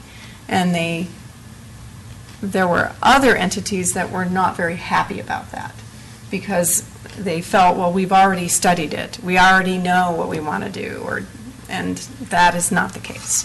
So it is included, which is great. That's good for us because I think that's going to help identify what ends up coming out of this. And we, as a board, can decide at that point if we are on board or if we are not on board. So this isn't going to be some surprise thrown at us. We will be a part of the study, we will know what's going on, and we will be able to act on that. What, if any, financial implications are there for us if we're part of the study? Right now, it's free to us. So, yeah, we are not a full member, so we do not contribute any cost to that. And most of it is CDOT. Yeah, all the money's being fronted by CDOT at this point. So Not all of it. No, not all of it. Okay. There are Jefferson County, Golden, Littleton, and Broomfield. I don't know, is there 5, 4? I can't remember how many, maybe there's 6, that are funding a small portion. Okay. And let me see here. So Deb, can I ask Yes. a question about a PEL NEPA connection? So is this PEL process long established, or is this a new process that's No. being established? And actually, I think Alex can answer that much better than I could. Well, normally you have 3 environmental processes: environmental impact statement, environmental assessment, and then categorical exclusions. CDOT does not want to do any more environmental impact statements if they're not funded. If there's no funds to do a project, they don't want to do environmental impact statement. PEL is kind of a bridge to look at prioritizing projects. So if projects fall out of that PEL study, then they would go through the appropriate environmental study. Right, but is it a new thing that's being developed as part of? It's come about in the last 5 to 10 years. And do they always result? Does a PEL always result in NEPA study, or is a PEL used within its 5-year, it says it expires after 5 years, or does it always result in a NEPA study? Some NEPA action. It's either anything that CDOT does will have a NEPA action. Some of them are very minor. Okay. If you're just widening an existing highway, minor widening, for example, is a categorical exclusion, and it's a very simple process. Mhm. An interchange would probably go through an environmental assessment, and they do some environmental work. An environmental impact statement is like a Jefferson Parkway, where you have major environmental impacts, and you study alternatives and do a whole detailed work, like we did on the US 36 EIS.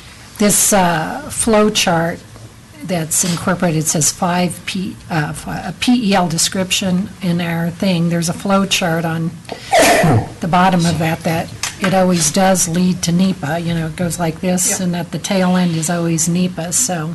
Well, and answer a little bit further into your question, the PEL study determines if there is anything, any kind of project to even proceed on. It may come forward and determine that nothing needs to be done. Right. I don't know that, but, I mean, that is a possibility, and they did discuss that. They also, CDOT did say that there needs to be unanimous consensus from this group, because they've been burned before, and they do not want to move. They do not want to move forward when there is not unanimous consensus in this corridor. That it's just not something they're interested in being part of, and they've said that at least twice.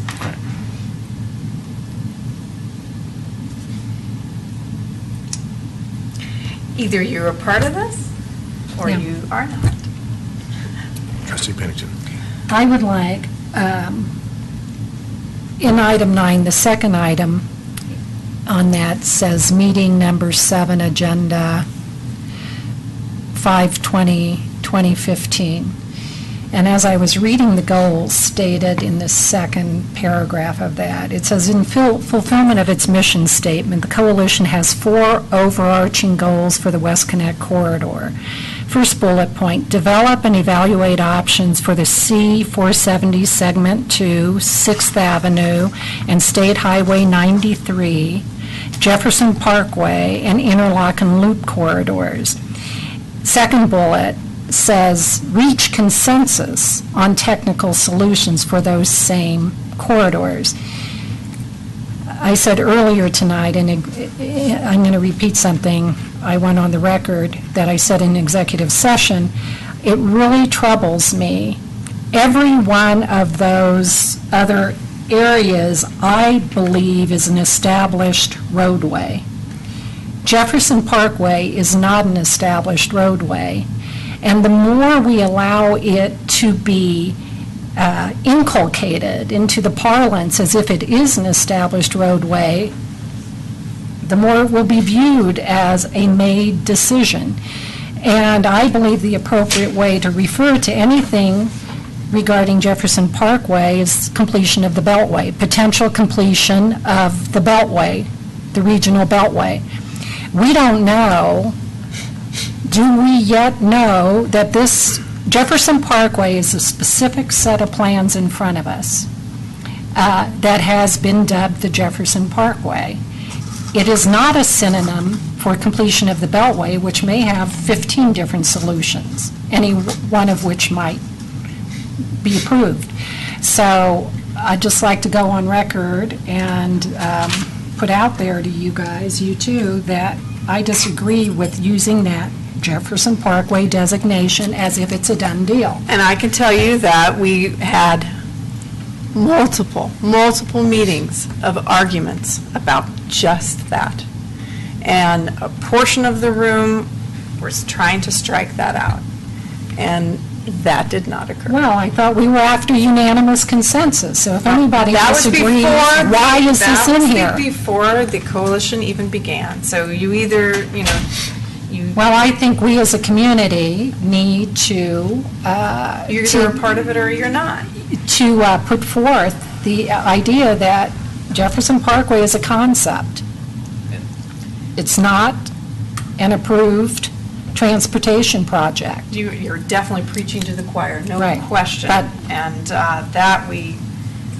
The more things That was are in not something writing, we the did- more of a fact they are perceived to be. We did not win on that one, did we? Well, keep fighting it is what I'm asking for. Absolutely.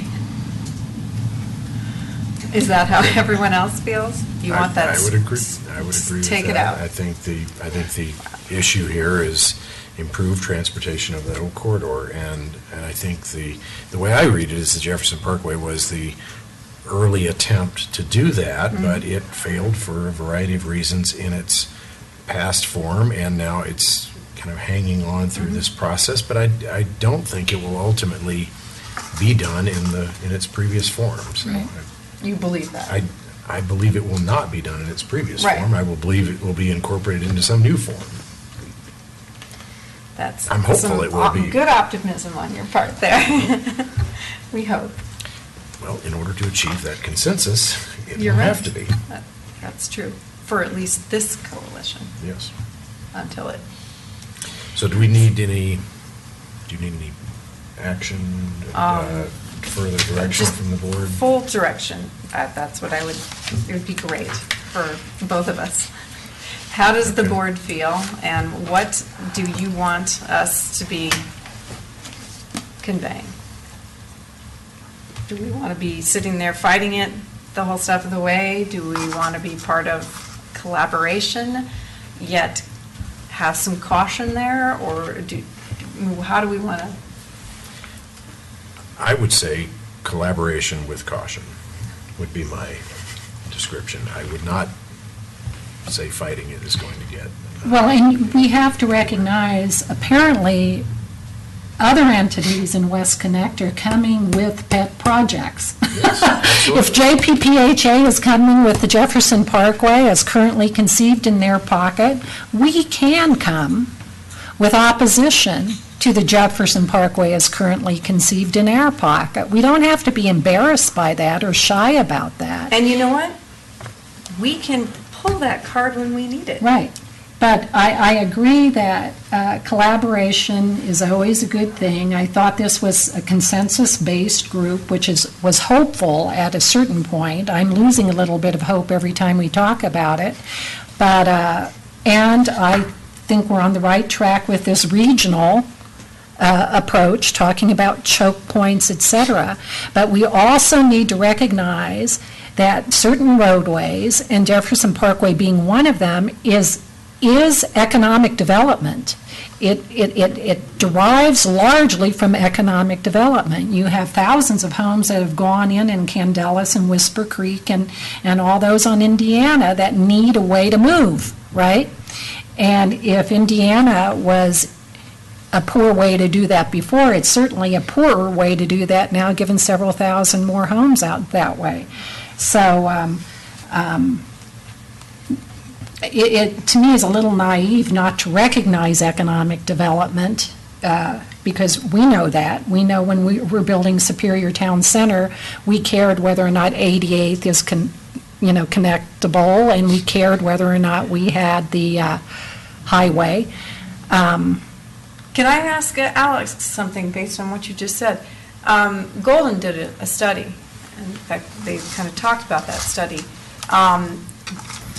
Did that study, and I'm pretty sure it did, it concluded that even with Candelas full build-out and any other economic development happening in that corridor, it still did not support the Jefferson Parkway toll road. Am I correct? Yes, I mean, Golden's done their independent studies, and even with Candelas, they don't think the Jefferson Parkway is going to pick up enough traffic, attract enough traffic to be economically till- viable. Way out, right? I mean, Yeah, I mean, they don't think, it may... So it's not a choke point. No, Correct. the Jefferson Good. Park, it's just, it's an expensive facility that's like Northwest Parkway now. It's a nice facility, but how many people are on it? I mean, you Keep built it, but they reinforcing didn't... that. Is that study out to 2035? How far did they Yeah, it's put that? 2035. It was, Mhm. okay. And is that, was that taken into DRCOG at all? Does DRCOG have those numbers and that study? I don't think so. I think they were numbers that Golden did, but they used the DRCOG model. Could you in maybe their see, projections. would they share it with us? Would they share that Oh, yeah, study with they've- us? they've shared Yeah, it. I'd love to see it. Just a couple of things, just for the sake of the discussion. I mean, if you look at McCaslin, I mean, I've been saying that the board has gone on record saying that they want McCaslin to stay as a two-lane facility, that we're concerned about noise and environmental impacts and costs and widening that. Do we want any improvements on that? I mean, would that be something that we would want to talk about? I mean, do we want the noise berms or the roundabouts or other thing? Is that something that we should fight for or not even talk about? Depends. Well, I mean, Are you talking with Jefferson Parkway as No, currently with the- conceived? With the West group. Connect Coalition. with Is West, it- yeah. With or without Jefferson Parkway? well, It matters to me in that with the Beltway, I don't know, analysis. don't call, Yeah. the Beltway. I mean, They're going to be looking at a number of different projects, so do we want to include some of our potential projects? I don't think we want to have them put in noise-reducing things and make it so it's easier for more cars to go down there. We want fewer cars. So the project we should have is keeping traffic away from McCaslin and away from Rock Creek Parkway. Yeah, I think a flow of vehicles on whatever future beltway that does not result in Cut through traffic. Right, I mean, what I've been that's- telling, we don't that's key. want to attract any more traffic on McCaslin. Right. And see, and the city of Boulder feels the same way on 93 heading into their town, and Golden feels the same way. 93 is a state highway, right? It was constructed for a certain reason. McCaslin, I mean, But- I understand. That's They different, have- though. I mean- That's different with Boulder, because that's their residents. People coming on McCaslin aren't our residents, they're using it as It's a cut-through. a cut-through. So that's different than 93. 90, But, that's another thing, that, do we look to widen 93? I mean, there's a lot of traffic there, and when it's congested, where do they go? They go to McCaslin. And Boulder County and City, Boulder is basically saying, no, we don't want that widened. We don't want, these improvements. Well, where's the traffic going to go? It's going to go to McCaslin. So Right. is that something you want to fight for or not? Who pays to maintain 93? The state, See, that- this- correct? Well, I Right. think that has to be Who part of this. pays to maintain McCaslin? We do. We do. Us. And on that premise only, There we've you got a great way to argue this, because this affects town coffers dramatically. What I mean, to me, happens- that's where the problem, it's north-south, it's not this circumferential thing.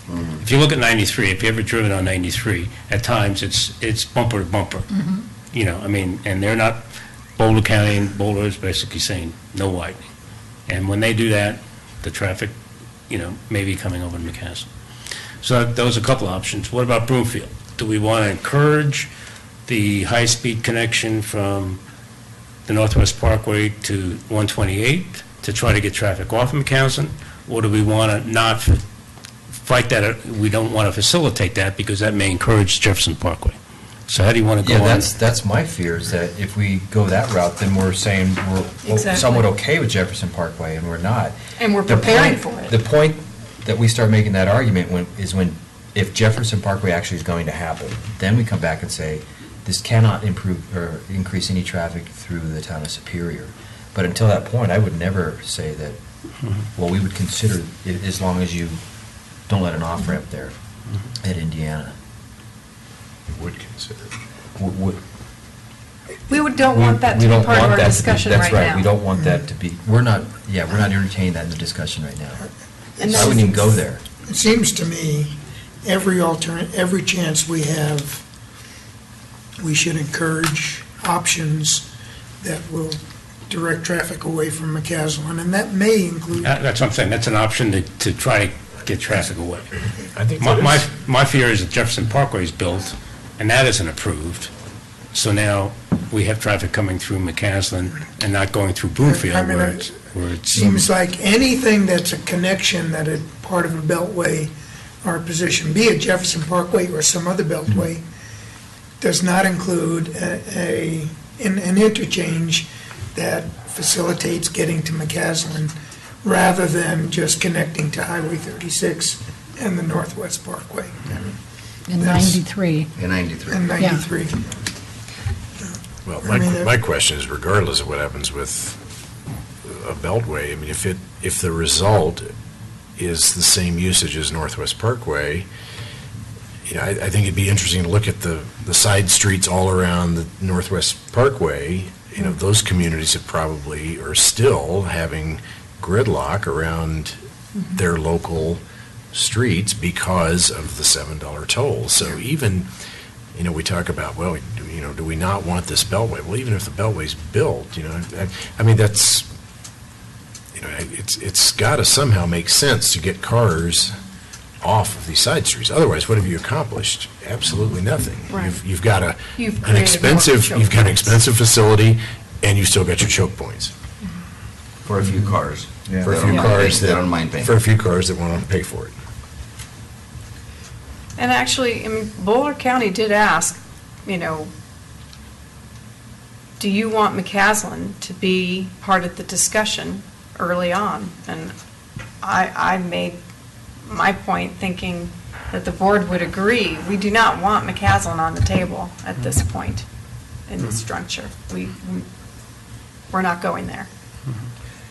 Can we get it on, in the discussion, though, without it tying it to the Jefferson Parkway? Can't we, because right now, we've got tons of traffic that comes down McCaslin, and a lot of that is cut through. So... Well, it is Then from that may be- Candelas right now. But imagine what it would become, though. Right, but Right. can we, Maybe that's not part of West Connect Coalition. That is not an issue that we put on the table for West Connect Coalition. It's an issue that we deal with in Boulder County because we're in Boulder County. I don't know. I'm just throwing out ideas here. I think that could be one of our project, though, that we want to reduce the amount of traffic that comes down McCaslin. Because it's 7:30 in the morning and at Absolutely. 5:30 in the evening, it's atrocious. I think it's dangerous to put on the table as an official West Connect thing, but I think as our representatives, you guys always have to have that in the back of your mind, is what is What we've that told them is impact? that And we you have a raise that issue. We have a policy, we don't want Yeah. McCaslin widened, we don't want any Right. improvements, we want to keep it as two-lane, and we don't want any more traffic added to it. That's what we've told We them. want to reduce the And traffic. we've made that very clear. Yeah. So, yeah. Is there any other locally managed road, locally paid for, municipally paid road that is on the table in any other community right now? Well- Indiana, who's, Well, Indiana and Interlochen are, I mean, they're trying to Yeah. get traffic off of Indiana, and Interlochen would be, you know, there would be a high-speed roadway kind of built on top of Interlochen, Right. allowing access with frontage roads and other things. And who pays for Indiana? Is that Broomfield, or is that Jeffco, or who's responsible? Jeffco. It's Jeffco, it's And who pays for Interlochen's maintenance? Broomfield. Yeah, okay. Okay. Anything else? Stuff not. Clear direction? clear direction? Clear as can be. Okay, anything else for tonight? Okay, meeting's adjourned, thank you. Boy, who comes with these meeting ends? Look at that. 9:05. We're 35 minutes late. We're minus 4 minutes. Discipline.